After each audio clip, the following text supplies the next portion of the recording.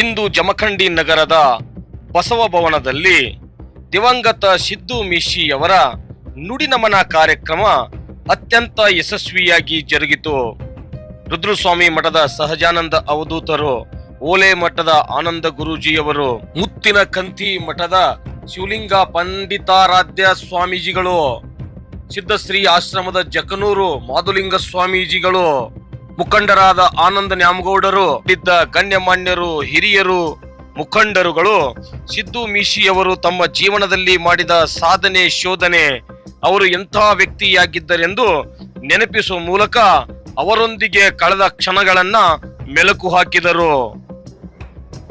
ಇವತ್ತಿನ ದಿನ ಎಲ್ಲರೂ ಹುಟ್ಟಿ ಬಂದಿದ್ದಾರೆ. ಒಂದು ದಿನ ಎಲ್ಲರೂ ಸತ್ತು ಹೋಗುತ್ತಾರೆ. ಇದಂತೂ ತಪ್ಪಲಾರದ ಕಾರ್ಯ ಎಲ್ಲರಿಗೂ. ಆದರೆ ನಾವು ಹುಟ್ಟಿ ಬಂದ ಮೇಲೆ ನಮ್ಮ ಮರಣ ಆಗುವುದರೊಳಗಾಗಿ ನಮ್ಮ ಜೀವನ ಅಂತೇನದಲ್ಲ, ನಮ್ಮ ಜೀವನ, ನಮ್ಮ ಒಂದು ಬದುಕು, ಬಾಳ್ವೆ ಇದು ಹೇಗಿರಬೇಕು ಅಂತಂದ್ರೆ, ಸಾಮಾನ್ಯವಾಗಿ ಸಿದ್ದು ಮೀಶಿಯವರು ಅವರ ದೇಹ ಹೋದಾಗ ನಮ್ಮ ಮಠದ ಮುಂದೆ ಏನಲ್ಲಿ ಅವ್ರ ದೇಹ ಇತ್ತು, ಆವಾಗ ನಾವು ನೋಡಿದರೆ ಅಲ್ಲಿ ಇಷ್ಟು ಜನ ನೆರೆದಿದ್ದರು. ಅದರಲ್ಲಿ ಎಲ್ಲ ಸಮಾಜದವರು, ಇಸ್ಲಾಂ ಧರ್ಮದ ಬಹುಜನರು ಕೂಡ ಬಂದಿದ್ದರು. ಇಷ್ಟೇ ಅಲ್ಲ, ಇಸ್ಲಾಂ ಧರ್ಮದ ಹೆಣ್ಣು ಮಕ್ಕಳು ಕೂಡ ಬಂದಿದ್ದರು. ಆದ್ದರಿಂದ ಅಲ್ಲಿ ನೆರೆದಂಥ ಜನ ಅಷ್ಟೇ ಅಲ್ಲ, ಅವರನ್ನು ಸ್ಮಶಾನಕ್ಕೆ ಒಯ್ಯುವ ತನಕ ಒಂದು ಗಾಡಿಯಲ್ಲಿ ಹೂವಿನ ಹಾರ ಸಜಾವಣೆ ಮಾಡಿ ಅದನ್ನು ಸ್ಮಶಾನಕ್ಕೆ ಹೋಗೋ ತನಕ ಎಷ್ಟೋ ಜನ, ಈಗ ನೀವು ನೋಡ್ರಿ ಅಲ್ಲಿ ಇದರೊಳಗೆ ತುಂಬಿ ಸ್ಮಶಾನ ತನಕ ಜನರು ತುಂಬೇ ಹೋಗಿದ್ದರು. ಅಷ್ಟೇ ಅಲ್ಲದೆ ಈಗ ಅವರ ನುಡಿನಮನಕ್ಕಾಗಿ ಈ ಯಾವ ಬಸವ ಭವನದಲ್ಲಿ ಒಂದು ಕಾರ್ಯಕ್ರಮವನ್ನು ಹಮ್ಮಿಕೊಂಡು, ನುಡಿನಮನ ಕಾರ್ಯಕ್ರಮ ಹಮ್ಮಿಕೊಂಡು, ಎಲ್ಲರನ್ನು ಬರಮಾಡಿಕೊಂಡು ಅನ್ನ ಪ್ರಸಾದ ಊಟ ಉಪಚಾರಗಳನ್ನು ಕೂಡ ಹಮ್ಮಿಕೊಂಡು, ಇಷ್ಟೆಲ್ಲ ನಮ್ಮ ಆನಂದ ನ್ಯಾಮಗೌಡ ಅವರು ಕೂಡ ಇದು ದೊಡ್ಡ ಪ್ರಮಾಣದಲ್ಲಿ ಮಾಡಿದ ಕಾರ್ಯ. ಇಷ್ಟು ಈ ನಮ್ಮ ಕೆಳಗಿನ ಸಮಾಜದಲ್ಲಿ ಎಷ್ಟೋ ಜನ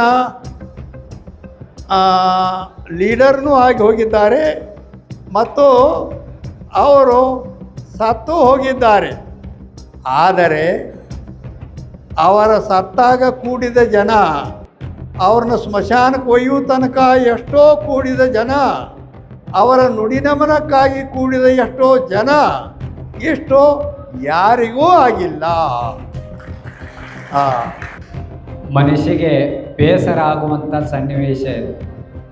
ಯಾಕಂತಂದ್ರೆ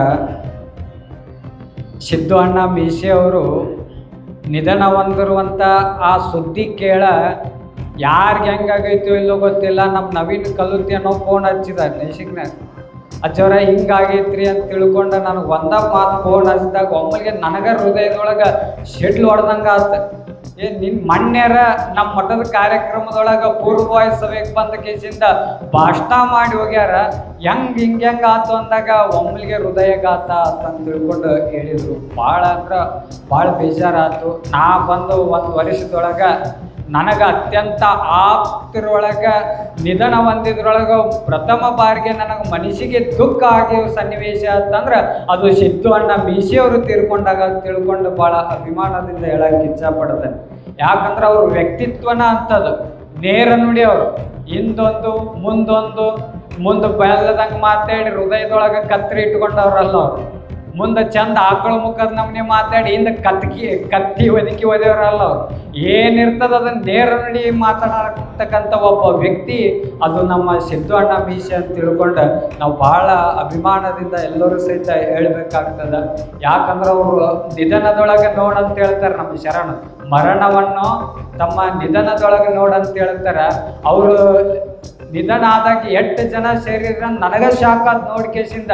ಅಂಬೇಡ್ಕರ್ ಅವರು ಒಂದು ಮಾತು ಹೇಳ್ತಾರೆ, ಏನ್ ಹೇಳ್ತಾರ, ನಮ್ಮೆಲ್ಲರ ಹುಟ್ಟು ದರಿದ್ರ ಆದ್ರೂ ಕೂಡ ನಮ್ಮೆಲ್ಲರ ಸಾವು ಚರಿತ್ರೆ ಆಗ್ಬೇಕಂತ ಹೇಳ್ಕೊಂಡು ಅಂಬೇಡ್ಕರ್ ಅವ್ರು ಹೇಳ್ತಾರ. ಅವರು ಸಣ್ಣ ವಯಸ್ಸಿನೊಳಗ ಬಡತನದೊಳಗೆ ಹುಟ್ಟಿದ್ರು ಸಹಿತ ಬಹಳ ಕಷ್ಟಪಟ್ಟು ಬೆಳೆದ್ರು ಸಹಿತ ಅವರ ಸಾವು ನಮ್ಮ ಜಮಖಂಡಿ ಒಳಗೆ ಚರಿತ್ರೆ ಆಯ್ತು. ಅಷ್ಟು ಜನ ಅಲ್ಲಿ ಸೇರಿದ್ ನೋಡಿ ಅವರು ನಮ್ಮ ಅನ್ನಿಸ್ತಾ ಇದೆ. ಬಹುಶಃ ಸಿದ್ದು ಸಾಹೇಬ್ರ ಮೀಶಿ ಅವರು ಮಾಡಿರ್ತಕ್ಕಂಥ ಕೊಡುಗೆ ಎಂಥದ್ದು ಅಂತ ಕೇಳಿದ್ರೆ, ಸೂರ್ಯ ಹುಟ್ಟುವುದು ಎಷ್ಟು ಸತ್ಯ ಇತ್ತೋ ಅವರು ಮಾಡೋ ಕೆಲಸದಲ್ಲಿ ನಿಷ್ಠಾವಂತರಾಗಿರ್ತಕ್ಕಂಥದ್ದನ್ನು ಅಷ್ಟೇ ಸತ್ಯ ಅಂತ ಈ ಸಂದರ್ಭದಲ್ಲಿ ನಾವು ಹೇಳಬೇಕಾಗಿದೆ ಇವತ್ತು. ಯಾಕಂತ ಕೇಳಿದ್ರೆ ಅವರಲ್ಲಿ ತಾಯಿ ಭ್ರಾತೃತ್ವದ ಹೃದಯದ ಮನುಷ್ಯನಾಗಿರ್ತಕ್ಕಂಥ ಸಿದ್ದು ಅಣ್ಣ ಮೀಶಿ ಅವರನ್ನು ನಾವು ಕಾಣ್ತಾ ಇದ್ದೀವಿ. ಯಾಕಂತ ಕೇಳಿದ್ರೆ ಅವರಲ್ಲಿ ಕಷ್ಟ ಏನಾದರೂ ತೊಂದರೆಗಳಿದ್ದು ಅವ್ರ ಹತ್ರ ಹೋದರೆ ಅದನ್ನು ತನ್ನ ಮನೆಯ ಕೆಲಸ ಅಂತ ತಿಳ್ಕೊಂಡು ಪ್ರತಿಯೊಬ್ಬರಿಗೂ ಕೂಡ ಕೆಲಸವನ್ನು ಮಾಡಿಕೊಟ್ಟಿರ್ತಕ್ಕಂಥ ವ್ಯಕ್ತಿ ಅವ್ರು ಯಾರಾದರೂ ಇದ್ದರೆ ಅದು ಸಿದ್ದು ಮೀಶಿ ಸಾಹೇಬ್ರಂತ ನಾನು ಈ ಸಂದರ್ಭದಲ್ಲಿ ಹೇಳ್ತೀನಿ. ನಮ್ಮ ಆನಂದ ನರಗೂಡವರಿಗೆ ಧನ್ಯವಾದಗಳನ್ನು ಹೇಳಿಕೆ ಬಯಸ್ತೀನಿ. ಬಹುಶಃ ನಾನು ಅವರು ಒಂದು ಮನೆಗಳಲ್ಲಿ ಎಷ್ಟೇ ದೊಡ್ಡ ದೊಡ್ಡ ಕಾರ್ಯಕ್ರಮಗಳಾದರೂ ಕೂಡ ನೇರವಾಗಿ ಅವರು ನಾನು ಫೋನ್ ಚೆಂದು ಕೂಡ ಮಾತಾಡಿದ್ದೀನಿ. ಆದರೆ ತಮ್ಮದೇ ಒಂದು ಪಕ್ಷದ ಒಬ್ಬ ಶ್ರೇಷ್ಠ ಕಾರ್ಯಕರ್ತನನ್ನು ನುಡಿ ನಮನ ಕಾರ್ಯಕ್ರಮವನ್ನು ಇಷ್ಟು ಜವಾಬ್ದಾರಿ ತಗೊಂಡು ಕೆಲಸ ಮಾಡ್ತಾ ಇದ್ದಾರಲ್ಲ, ಅದಕ್ಕಾಗಿ ನೀವೆಲ್ಲ ಇನ್ನೊಮ್ಮೆ ಜೋರಾಗಿ ಚಕ್ರ ಕಟ್ಟಿ ಅದರ ಜೊತೆಗೆ ಎಲ್ಲ ಸಂಘಟನೆಯವರು ಕೂಡ ಈ ಕಾರ್ಯಕ್ರಮದಲ್ಲಿ ಕೂಡ ಪಾಲ್ಗೊಂಡು ಕಾರ್ಯಕ್ರಮವನ್ನು ಯಶಸ್ವಿಯಾಗಿ ಮಾಡಿದ್ದೀರಿ. ಇದು ಅವಶ್ಯಕತೆ ಇತ್ತು. ಇದು ಜೀವನದಲ್ಲಿ ಮನುಷ್ಯನು ಯಾವ ರೀತಿಯಾಗಿ ಅಗಲಿದ ಮೇಲೆ ಯಾವ ರೀತಿಯಾಗಿ ನಮ್ಮನ್ನು ಜನಿಸ್ತಾರೋ ಅನ್ನೋದು ಕೂಡ ಅಷ್ಟೇ ಬಹಳ ಮುಖ್ಯವಾಗಿರ್ತಕ್ಕಂಥದ್ದು. ಅದಕ್ಕಾಗಿ ಬಸವಣ್ಣವರು ಹೇಳ್ತಾರೆ, ಅಂತಹ ಸುಂದರವಾದಂಥ ವಚನ ಅಂತಂದರೆ ಮೃತ್ಯು ಲೋಕ ಎಂಬುದು ಅಂಥವ್ರನ್ನ ಅರೆಸ್ಟ್ ಮಾಡಲ್ಲ ಅನ್ನತಕ್ಕಂಥ ಒಂದು ಕಿಚ್ಚಿನಿಂದ ನಾವೆಲ್ಲ ಹೋರಾಟ ಮಾಡಿ ಫಸ್ಟ್ ಉಪಹಾರ ಹೋಟೆಲ್ ಗಲಾಟೆ ಮಾಡಿದ್ವಿ. ಅಲ್ಲಿಂದ ಮುಂದೆ ಬಂದು ಎಲ್ಲ ನಾ ಹೇಳಬಾರ್ದು ಆದರೂ ಕೂಡ ಸಂದರ್ಭ ಚಾಳ್ಶಾನ್ ಹೋಟೆಲ್ ಅಲ್ಲಿ ಗಲಾಟೆ ಮಾಡಿದ್ವಿ. ಟಯರ್ ಅಂಗಡಿ ಅಲ್ಲಿ ಗೋಡಾವಣೆಗಳಿಗೆ ಬೆಂಕಿ ಹಚ್ಚಿದ್ವಿ. ಹಿಂಗೆಲ್ಲ ಮಾಡಿ ಲಾಸ್ಟಿಗೆ ಪೊಲೀಸರು ನಮ್ಮನ್ನ ಅರೆಸ್ಟ್ ಮಾಡಿದರು. ಒಂದು ದಿನ ಜೈಲಿಗೆ ಕರ್ಕೊಂಡೋಗಿ ಸಾಯಂಕಾಲ ನಮ್ಮನ್ನೆಲ್ಲ ಬಿಟ್ಟರು. ಅಂದಿನಿಂದ ಇಂದಿನವರೆಗೂ ಸಿದ್ದು ಮೀಶಿ ಆಗ ನಮ್ಮ ಒಡನಾಟ ನಿರಂತರವಾಗಿ ನಡೀತು. ಹಂಗೆ ಪರಿಚಯ ಆಯಿತು. ಪರಿಚಯ ಆಗಿ ಹಂಗೆ ಸೇರಿದ್ವಿ. ಸೇರಿ 2-3 ವರ್ಷ ಹೋಯ್ತು. 2-3 ವರ್ಷ ಹೋದಿಂದ ಹಿಂದೆಗಡಿಸಿ ದಲಿತ ಸಂಘಟನೆ ಒಳಗೆ ನಮ್ಮನ್ನ ರಮೇಶ್ ಹಾಸಂಗಿ ಮತ್ತು ರಾಜು ಅಲ್ಮೂರ್ ಅವರು 1985ರಾಗ ನಾನು ತಾಲೂಕಾ ಸಂಚಾಲಕ ಮಾಡಿದರು, ಅವ್ರು ಸಂಘಟನಾ ಸಂಚಾಲಕ ಮಾಡಿದರು. ಆವಾಗ ನಮ್ಮ ಈ ಸಾಮಾಜಿಕ ಕಾರ್ಯಕ್ರಮಗಳ ಚಟುವಟಿಕೆಗಳು ಚಾಲು ಆದವು. ಅವಗೂ ಮನ್ಯಾಗ ಅನುಕೂಲ ಇತ್ತು. 4-5 ಜನ ಘಾಟಿಗೆ ಅಂದ್ರೆ ಜಮಖಂಡಿಯಲ್ಲಿ 2 ಬ್ರ್ಯಾಂಡ್ ಇದ್ವು. ಸಿದ್ದು ಮೀಶಿ ಎಲ್ಲಿರ್ತಾರೆ ಅಲ್ಲಿ ಶ್ಯಾಮ್ ಘಾಟಿಗೆ ಇರ್ತಿದ್ರು, ಶ್ಯಾಮ್ ಘಾಟಿಗೆ ಎಲ್ಲಿರ್ತಿದ್ರು ಅಲ್ಲಿ ಸಿದ್ದು ಮೀಶಿ ಇರ್ತಿದ್ರು. ಅವ್ರು ಯಾರಿಗಾರು ಒಬ್ಬರಿಗೆ ಹೇಳಿದ್ರೆ ಸಾಕದ, ಇಬ್ಬರಿಗೂ ಸುದ್ದಿ ಮುಟ್ತಿದ್ದು. ಏನೋ ವಿಷಯ ಇದ್ರು ಕೂಡ ಶ್ಯಾಮ್ ಘಾಟಿಗೆ ಸಿದ್ದು ಮೀಶಿ ಅಂದ್ರೆ ಜೋಡಿ ಇದು. ಅಂಥ ಜೋಡಿ ಒಳಗೆ ನಾವು ಇವತ್ತು ಸಿದ್ದು ಮೀಶಿ ಅವರಿಗೆ ಕಳ್ಕೊಂಡು ನಾವು ನಿಜವಾಗ್ಲೂ ಕೂಡ ಸಮಾಜಕ್ಕೆ ಹಾಗೂ ನಮ್ಮ ಪಕ್ಷಕ್ಕೆ ದೊಡ್ಡ ಒಂದು ಇದು ನಾವು ಲಾಸ್ ಅಂತ ಹೇಳೋಕ್ಕೆ ಬಯಸ್ತೀನಿ.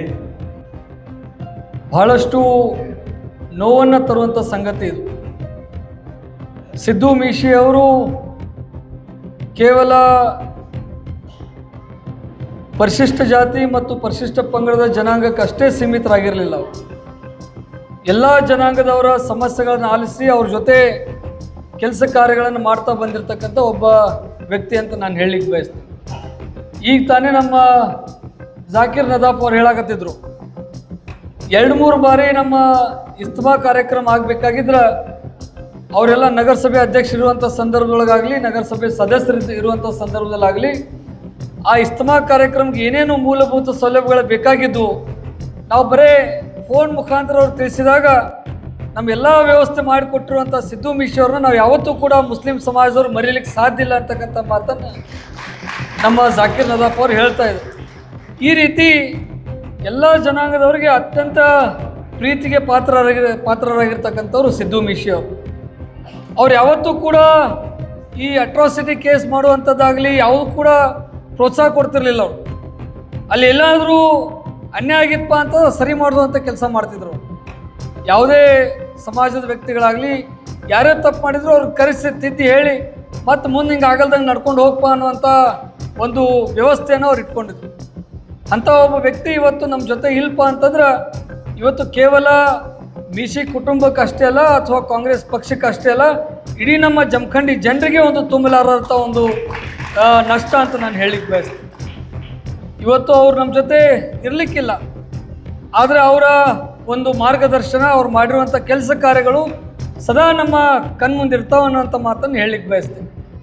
ಇವತ್ತು ಸಮಾಜದವರು ಒಂದು ಬೇಡಿಕೆಯನ್ನು ಇಟ್ಟಿದ್ದೀರಿ.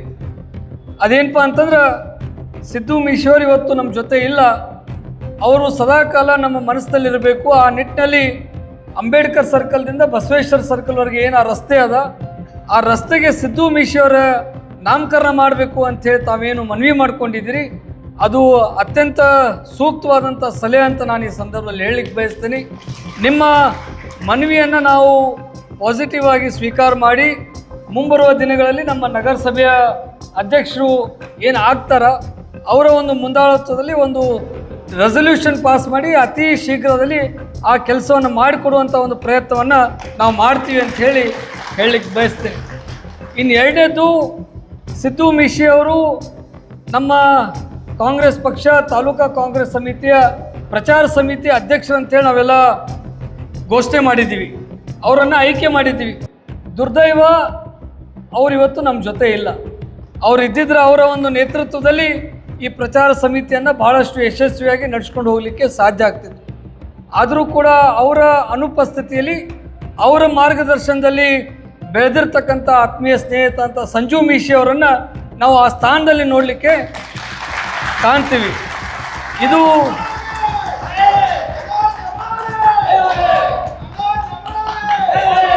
ಕಾಂಗ್ರೆಸ್ ಪಕ್ಷ ಯಾವತ್ತೂ ಎಲ್ಲ ಜನಾಂಗದವ್ರನ್ನ ಒಗ್ಗೂಟಾಗಿ ಸಮಾನವಾಗಿ ಕಾಣ್ತಕ್ಕಂಥ ಒಂದು ಪಕ್ಷ ಆಯಿತು. ಹೀಗಾಗಿ ಮುಂಬರುವ ದಿನಗಳಲ್ಲೂ ಕೂಡ ಕಾಂಗ್ರೆಸ್ ಪಕ್ಷ ನಿಮ್ಮ ಕುಟುಂಬದ ಜೊತೆ ಇರ್ತೀವಿ ಅನ್ನುವಂಥ ಭರವಸೆಯನ್ನು ನಾನು ಈ ಸಂದರ್ಭದಲ್ಲಿ ಕೊಡಲಿಕ್ಕೆ ಬಯಸ್ತೇನೆ. ಯಾವ ಕಾರಣಕ್ಕೂ ನೀವು ಆತಂಕಕ್ಕೊಳಗಾಗಬೇಡ್ರಿ. ಯಾಕಂದ್ರೆ ಕಾಂಗ್ರೆಸ್ ಪಕ್ಷ ಒಂದು ದೊಡ್ಡ ಸಮುದ್ರ. ಆ ಸಮುದ್ರದ ಶಕ್ತಿ ನಿಮ್ಮ ಜೊತೆ ಐತಪ್ಪ ಅಂತಂದ್ರೆ ನಿಮ್ಗೆ ಯಾವುದೇ ತೊಂದರೆ ಆಗಲ್ದಂಗೆ ನೋಡ್ಕೊಳ್ಳುವಂಥ ಜವಾಬ್ದಾರಿ ನಮ್ಮ ಪಾರ್ಟಿ ವಹಿಸ್ಕೊಳ್ತೈತಿ ಅಂತಕ್ಕಂಥ ಭರವಸೆಯನ್ನು ಈ ಸಂದರ್ಭದಲ್ಲಿ ಕೊಡ್ಲಿಕ್ಕೆ ಬಯಸ್ತೀನಿ. ಭಾಳ ಹೀಗಾಗಿ ಇವತ್ತು 11 ದಿವಸ 11ನೇ ದಿವಸ ಇವತ್ತು ನಾವು ಅವ್ರನ್ನ ಕಳ್ಕೊಂಡು ಭಾಳ ಮನಸ್ಸಿಗೆ ನೋವನ್ನು ತರುವಂಥ ಸಂಗತಿ. ನಾವ್ಯಾರೂ ಕೂಡ ಇಷ್ಟು ಬೇಗ ಸಿದ್ದು ಮೀಶಿ ಅವರು ನಮ್ಮನ್ನು ಅಗಲಿ ಹೋಗ್ತಾರಂಥೇಳಿ ನಾವು ಅಂದ್ಕೊಂಡಿರಲಿಲ್ಲ. ಅವತ್ತು ನಾವಾಗಲಿ ವರ್ಧಮಾನ್ ನ್ಯಾಮಗೌಡ್ರವರಾಗಲಿ, ನಮ್ಮ ಕರ್ಬಸ್ನವ್ರ ಕಾಕವರಾಗಲಿ, ಸಿಂಧೂರವರಾಗಲಿ, ಕಲ್ಲಪ್ಪನ ಗಿರೆಡ್ಡಿ ಅವರಾಗಲಿ, ನಾವೆಲ್ಲ ಬೆಂಗಳೂರಿನಲ್ಲಿದ್ದೀವಿ. ಅವತ್ತು ಮುಂಜಾನೆ 8-8:30 ಆಗಿತ್ತು. ನನಗೆ ಫೋನ್ ಮುಖಾಂತರ ಈ ಸುದ್ದಿ ಬಂತು, ಈ ರೀತಿ ಸಿದ್ದು ಮೀಶಿ ಅವರು ಹಾರ್ಟ್ ಅಟ್ಯಾಕ್ ಆಗಿ ಕೊಲಾಪ್ಸ್ ಆಗಿದ್ದಾರೆ, ಅವರನ್ನು ಬನ್ನದ ಆಸ್ಪತ್ರೆಗೆ ಕರ್ಕೊಂಡು ಹೋಗೀವಿ ಅಂತೇಳಿ. ಬನ್ನದವ್ರ ಜೊತೆ ನಾನು ಮಾತನಾಡಿದಾಗ, ಇಲ್ಲ, ಆಸ್ಪತ್ರೆಗೆ ಬರೋಕ್ಕಿಂತ ಪೂರ್ವದಲ್ಲೇ ಅವರು ನಮ್ಮನ್ನು ಬಿಟ್ಟು ಹೋಗಿದ್ದಾರೆ ಅನ್ನುವಂಥ ಏನು ವಿಷಯ ತಿಳಿಸಿದರು. ಭಾಳಷ್ಟು ನೋವನ್ನು ತಂದಿರುವಂಥ ಸಂಗತಿ. ಯಾಕಂತಂದ್ರೆ ಆ ವ್ಯಕ್ತಿ ಯಾವುದೇ ಒಂದು ದುಶ್ಚಟವನ್ನು ಮಾಡ್ತಿರ್ಲಿಲ್ಲ. ನಾವೆಲ್ಲ ಹೋಟೆಲ್ಗೆ ಅವ್ರ ಜೊತೆ ಹೋದ್ರೆ ನಾಷ್ಟ ನಮ್ಮ ಜೊತೆ ಮಾಡ್ರಿ ಅಂದ್ರೆ ನಾಷ್ಟ ಸುಲಿಕೆ ಮಾಡ್ತಿರಲಿಲ್ಲ. ಒಂದು ಅರ್ಧ ಕಪ್ ಚಹಾ ಕುಡಿದ್ರೆ ದೊಡ್ಡ ಮಾತಾಗ್ತಿತ್ತು. ಅಂದ್ರೆ ಅಷ್ಟು ಆರೋಗ್ಯದ ಬಗ್ಗೆ ಕಾಳಜಿಯನ್ನು ವಹಿಸ್ಕೊಳ್ತಕ್ಕಂಥ ವ್ಯಕ್ತಿ. ಕೋವಿಡ್ ಸಂದರ್ಭದಾಗೂ ನಾವೆಲ್ಲರಿಗೆ ಕರೆದ್ರೆ ಅಥವಾ ಏನಾದ್ರು ತೊಗೊಳ್ರಿ ಅಂತಂದ್ರೆ ಒಟ್ಟು ತೊಗೊಳ್ತಿರ್ಲಿಲ್ಲ ಅವ್ರು. ಅಂದರೆ ಆರೋಗ್ಯದ ಬಗ್ಗೆ ಅಷ್ಟು ಕಾಳಜಿ ವಹಿಸ್ಕೊಳ್ಳುವಂಥ ವ್ಯಕ್ತಿ ಹಿಂಗಾತ್ಲ ಅನ್ನುವಂಥದ್ದು ಒಂದು ನೋವು ಸಾಕಷ್ಟು ನಮ್ಮನ್ನು ಕಾಡ್ತಾ ಇದೆ. ಅದಕ್ಕೆ ಇವತ್ತು ನಾವೆಲ್ಲ ಅರ್ಥ ಮಾಡ್ಕೊಳ್ಬೇಕಾಗಿದ್ದೇನಪ್ಪ ಅಂತಂದ್ರೆ, ಜೀವನ ಅನ್ನೋದು ನೀರಿನ ಮೇಲೆ ಗುಳ್ಳಿ ಇದ್ದಂಗೆ ಇದು ಯಾವಾಗ ಹೊಡಿತೈತಿ ಅನ್ನೋದು ಯಾರಿಗೂ ಗೊತ್ತಾಗೋದಿಲ್ಲ. ಆದರೆ ಇರುತ್ತನ ನಾವೆಲ್ಲ ಒಬ್ರಿಗೊಬ್ರು ಅತ್ಯಂತ ಪ್ರೀತಿ ವಾತ್ಸಲ್ಯದಿಂದ ಇದ್ರೆ ನಮ್ಮ ಜೀವನಕ್ಕೂ ಒಂದು ಸಾರ್ಥಕ ಆಗುವಂಥ ಒಂದು ಅಭಿಲಾಷೆಯನ್ನು ನಾನು ವ್ಯಕ್ತಪಡಿಸ್ತೀನಿ. ಯಾಕಂತಂದ್ರೆ ನಾವು ಎಷ್ಟು ದಿವಸ ಇರ್ತೀವಿ ಅನ್ನೋದು ಮುಖ್ಯ ಅಲ್ಲ, ಆದರೆ ಇದ್ದಂಥ ದಿವಸ ಒಳಗೆ ಎಲ್ಲರ ಜೊತೆ ಎಷ್ಟು ಒಳ್ಳೆಯ ಬಾಂಧವ್ಯವನ್ನು ಇಟ್ಕೊಂಡಿರ್ತೀವಿ ಅನ್ನೋದು ಭಾಳ ಮುಖ್ಯ ಐತಿ. ಆ ನಿಟ್ಟಿನಲ್ಲಿ ಸಿದ್ದು ಮೀಶಿ ಅವರು ಒಂದು ಒಳ್ಳೆಯ ಕಾರ್ಯಗಳನ್ನು ಮಾಡ್ಯಾರ. ಎಲ್ಲ ಜನಾಂಗದವ್ರ ಜೊತೆ ಅತ್ಯಂತ ಪ್ರೀತಿಯಿಂದ ಬೆರೆತು ತಮ್ಮದೇ ಆದಂಥ ಛಾಪುಗಳನ್ನು ಮೂಡಿಸಿಟ್ಟು ಹೋಗಿರ್ತಕ್ಕಂಥ ಒಬ್ಬ ಮಹಾನ್ ವ್ಯಕ್ತಿ. ಅವರ ನುಡಿ ನಮನಗಳನ್ನು ನಾವು ಇವತ್ತೆಲ್ಲರೂ ಕೂಡ ಸೇರಿ ಈ ಕಾರ್ಯಕ್ರಮವನ್ನು ಮಾಡ್ತಾ ಇದ್ದೀವಿ. ಈ ಒಂದು ಸಂದರ್ಭದಲ್ಲಿ ಅವರ ಆತ್ಮಕ್ಕೆ ಆ ಭಗವಂತ ಚಿರಶಾಂತಿಯನ್ನು ಕೊಡಲಿ ಅಂಥೇಳಿ ನಾನು ಭಗವಂತನಲ್ಲಿ ಪ್ರಾರ್ಥನೆಯನ್ನು ಮಾಡ್ತೀನಿ. ಮತ್ತು ಆ ಕುಟುಂಬಕ್ಕೆ ಈ ಒಂದು ದುಃಖವನ್ನು ಸಹಿಸ್ಕೊಳ್ತಕ್ಕಂಥ ಶಕ್ತಿ ಆ ಭಗವಂತ ನೀಡಲಿ ಅಂಥೇಳಿ ನಾನು ಪ್ರಾರ್ಥನೆ ಮಾಡೋದ್ರ ಜೊತೆಗೆ ಸಮಯದ ಅಭಾವ ಇರೋದ್ರಿಂದ ನಾನು ಹೆಚ್ಚಿಗೆ ಮಾತನಾಡಲಿಕ್ಕೆ ಹೋಗೋದಿಲ್ಲ. ಆದರೆ ಮುಂಬರುವ ದಿನಗಳಲ್ಲಿ ಏನು ಬಹುಶಃ ಇನ್ನೊಂದು 4-5 ತಿಂಗಳಲ್ಲಿ ನಗರಸಭೆ ಚುನಾವಣೆಗಳು ಘೋಷಣೆ ಆಗುವಂಥ ಸಾಧ್ಯತೆಗಳದಾವೆ.